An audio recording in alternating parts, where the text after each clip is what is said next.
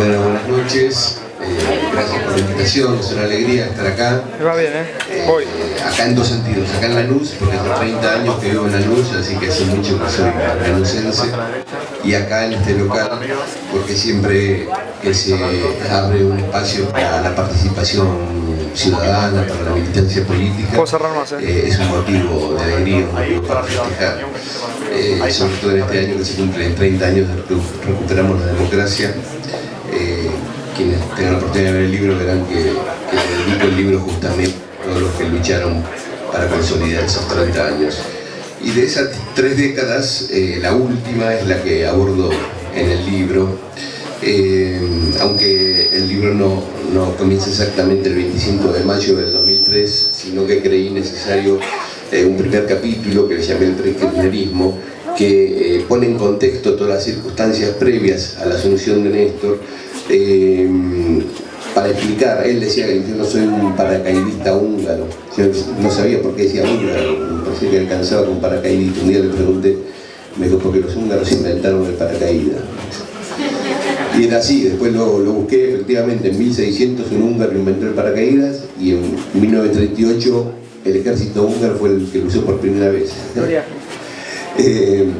Entonces él no era un paracaidista, él en la década, fines de los 90, en el 98, con el grupo Calafate, comienza a vislumbrar el fin no solo de la convertibilidad, sino del proceso neoliberal. Empieza su armado nacional, empieza a vislumbrar que la sociedad estaba preparada para un cambio, no solo de modelos, sino de dirigentes, cosa que se constató dramáticamente en diciembre del 2001, con aquella represión bestial, con aquellas muertes y con el que se vayan todos. Kirchner, el presidente, es producto del que se vayan todos y de la crisis del 2001. Y ese 25 de mayo del 2003, que yo tuve la suerte de estar con Néstor ahí, cuando se rompió la frente, en su despacho, ese día. Y bueno, fue un día que estuve prácticamente todo el día con él. Yo, en lo personal, era consciente que empezaba una etapa nueva en Argentina, pero nunca imaginé, y que iba a haber muchos cambios, pero nunca imaginé la magnitud y la profundidad de esos cambios, la verdad. Fueron más allá de lo que Kirchner había prometido. Todos prometen normalmente los candidatos más de lo que después hacen, y Kirchner hizo exactamente al revés, hizo mucho más de lo que había prometido.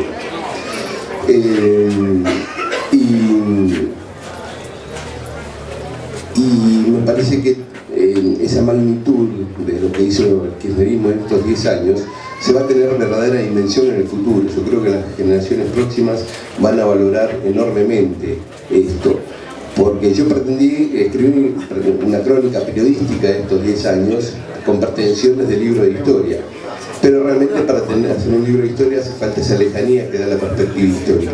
Sin embargo, a mí me parece que sí se puede constatar de todas maneras ahora en el presente, y es lo que busqué hacer en el libro en algunos temas puntuales, comparando con el pasado.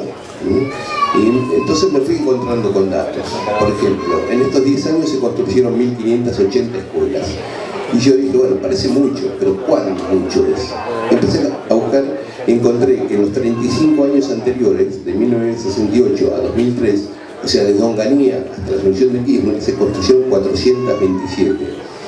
Un promedio de 12 escuelas por año. Si el kirchnerismo hubiera mantenido ese ritmo de construcción de escuelas, 12 por año, para que llegara a 1580 hubiera necesitado 130 años. Hagan la cuenta, es muy fácil, se hicieron en 10 años.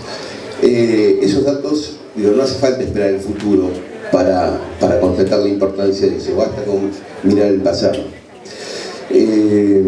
Y así el crecimiento de la Argentina, que fue el más grande de los 200 años de nuestra historia, la inversión entre la relación entre el PBI respecto a la deuda externa y a lo que se invirtió en educación. En el 2003 estábamos gastando el 5% del PBI para pagar deuda y 3% invirtiendo en educación.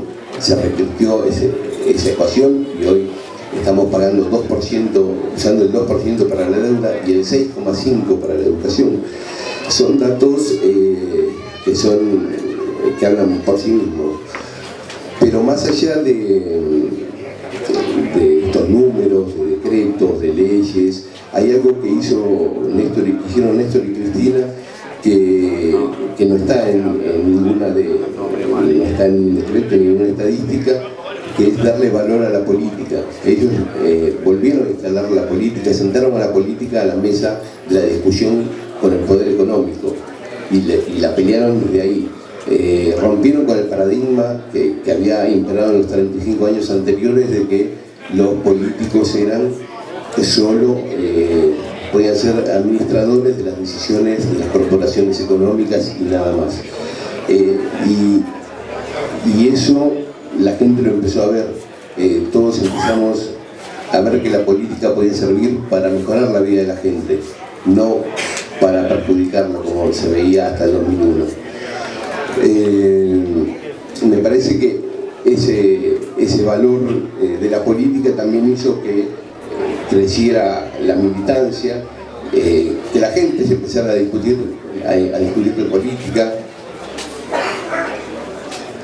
Hoy, aunque estén los que a nosotros no nos gustan, a gente que era totalmente ajena a la discusión política, hoy se prende, aunque sean desde posiciones gorilas. Antes era totalmente apática a la cuestión pública.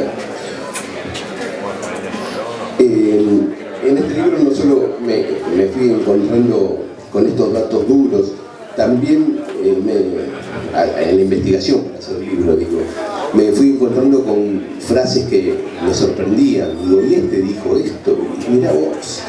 Y me encontré por ejemplo, con una frase de Duhalde en el 2003, a principios del 2003, cuando se decía que si Kirchner accedía a la presidencia iba a ser chirolita de Duhalde, y Duhalde declara públicamente: quienes dicen que Kirchner va a ser un títere mío es porque no lo conocen.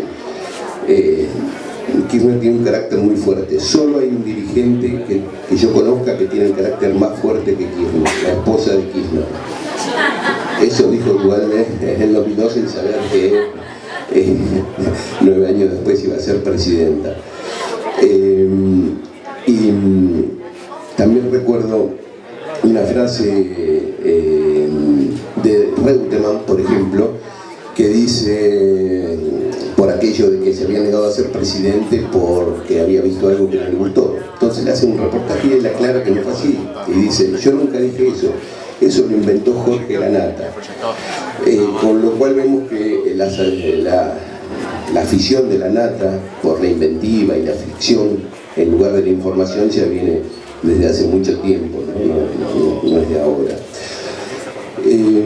También con cambios de actitudes, no que me parezca de per se malo cambiar de actitud. A veces las circunstancias, uno cambia de miradas, pero hay cambios y cambios. Por ejemplo, hay unas declaraciones de Lorenzetti, el presidente de la Corte Suprema de Justicia, donde dice que está totalmente a favor de que los jueces paguen impuesto a las ganancias, y que no hay ningún fundamento para que el Poder Judicial no pague impuesto a las ganancias. Y ahora que tienen la oportunidad de producir ese cambio, que lo sabe bien Julián desde el lugar que está, se priva de cumplir con su deseo.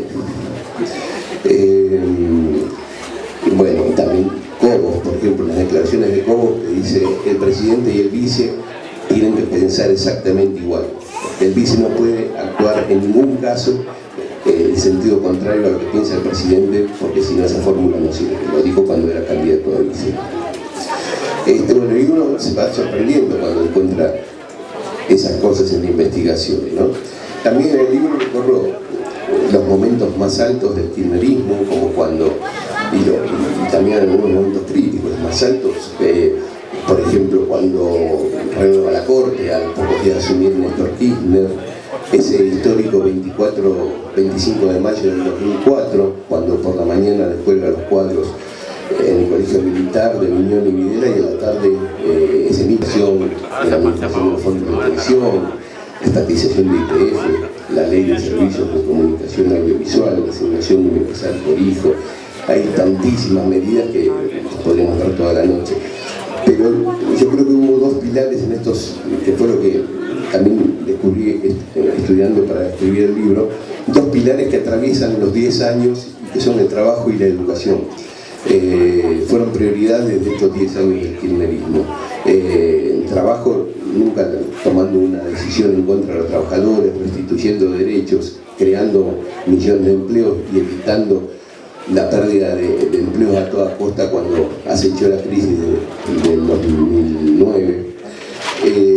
Y en educación, bueno, no solo esto que decía, la construcción de escuelas, hoy también a la mañana tuve la alegría de compartir un acto con Darío, de asistir a un acto de Darío y Karina, donde les entregaban muebles, material didáctico, computadoras, aulas móviles a las escuelas de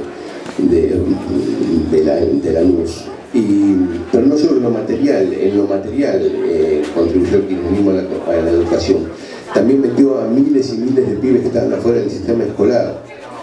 Y a veces cuando dicen, algunos se quejan o critican la calidad educativa. Por un lado, calidad educativa es que tengan netbooks y que tengan escuelas y que no pasen frío, eso también es calidad educativa.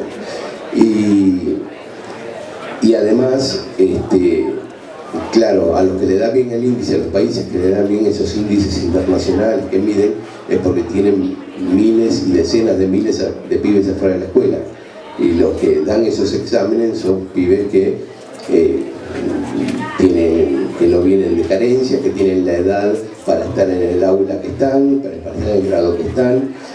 Bueno, la inclusión, por supuesto, tiene ese contrapeso, pero ¿qué elegimos? Es una cuestión de elegir, como siempre, como dice el eslogan de la vida, hay que elegir.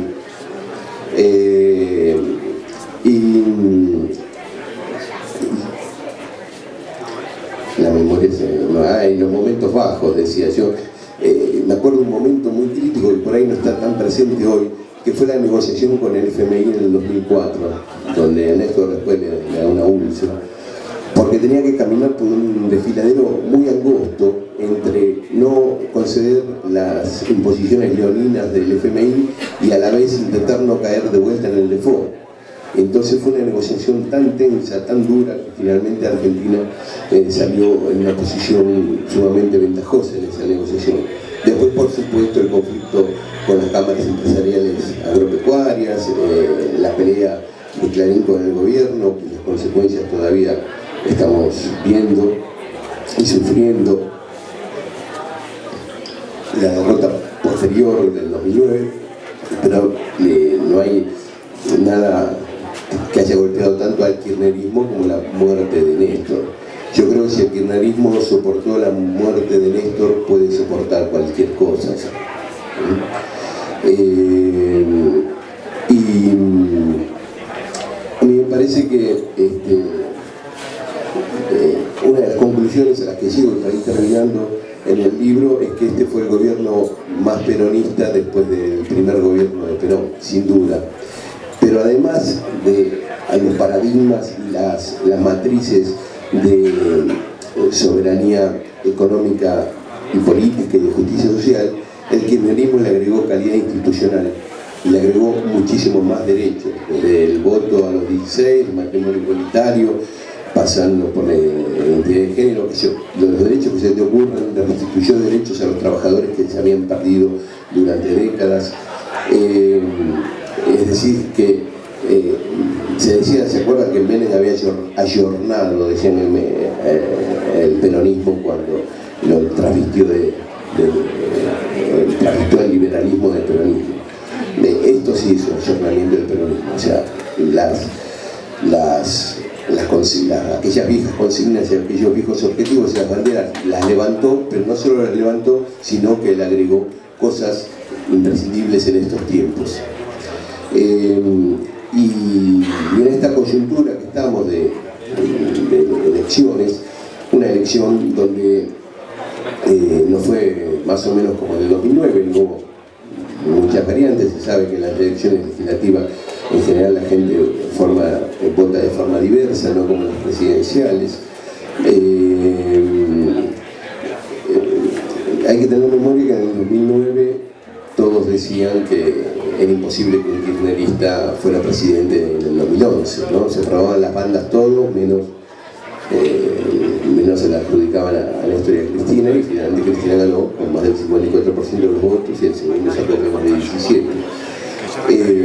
No es lineal la historia, puede ser que en el 2015 ocurra eso o no, pero lo que estoy seguro que el proyecto después del 2015 va a seguir, de eso yo no tengo ninguna duda. El kirchnerismo hizo todo lo que ya sabemos que hizo y más, porque yo mismo me fui sorprendiendo al escribir el libro, que creí que lo tenía todo claro, y fui descubriendo un montón de cosas que hizo que no las tenía presentes. Pero también es cierto que las sociedades, a medida que van satisfaciendo sus necesidades, van subiendo la cota y exigiendo y planteando nuevas demandas. El que antes pedía que le falte en la calle, una vez que se la faltan, pide el semáforo porque los autos pasan rápido.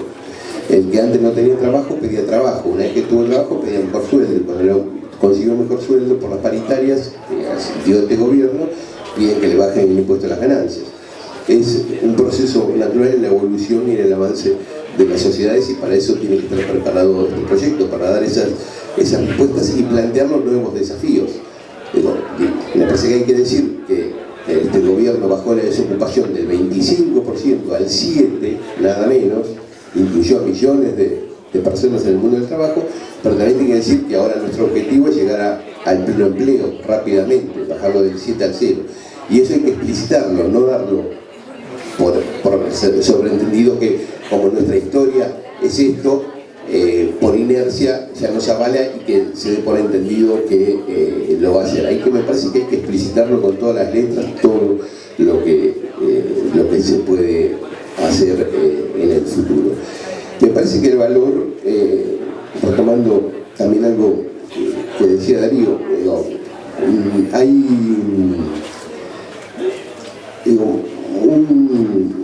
un intendente, Darío, cualquiera puede tener un presupuesto un año mejor y podrá arreglar 10 calles, el otro año podrá arreglar 5. Karina o Natalia podrán presentar muchos proyectos, algunos se los aprobarán y otros no. Julián tiene que lidiar con la justicia y algunos días le irá bien y otros días le irá mal. Pero no hay que perder de vista que las decisiones que tome Darío en la Intendencia siempre van a ser a favor de la gente, los que tome los proyectos que presenten Natalia, Karina, Grana, van a ser a favor de la gente, lo que haga Julián en el Ministerio de Justicia también. Para separar la paja del trigo. Está bien, es importante el bache, pero es importante las convicciones, la consecuencia con un proyecto. Y yo decía, me parece que este proyecto va a seguir en el 2015 porque hay mucha gente comprometida. Nosotros acá, pero hay muchísima gente comprometida, la juventud que se comprometió en estos últimos años y que es garantía de que este proyecto siga en el 2015. Y después, claro, puede haber, como siempre, ya fue Menem y Massa, también va a ser un enmascarado del liberalismo que se ponga la máscara de peronista, con la tremenda maquinaria de propaganda de los medios opositores, puede llevar a cierta confusión de la gente. Pero la gente, el pueblo, puede estar confundido un tiempo, pero siempre, temprano o tarde, vuelve a poner las cosas en su lugar. Bueno, le agradezco que me hayan invitado, que estemos acá, espero que puedan leer el libro, que les guste, y bueno, buenas noches y gracias.